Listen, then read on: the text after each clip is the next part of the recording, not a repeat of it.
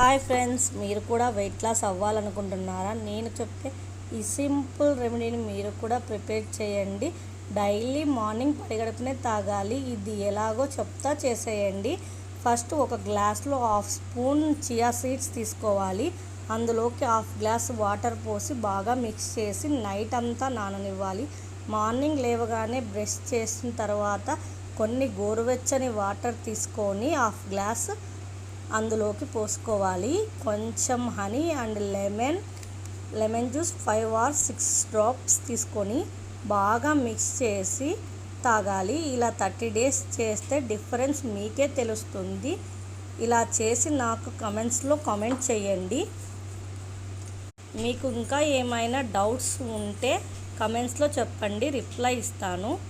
ముందుగా నా ఛానల్ని సబ్స్క్రైబ్ చేసుకోండి. Please support me. Thank you, friends.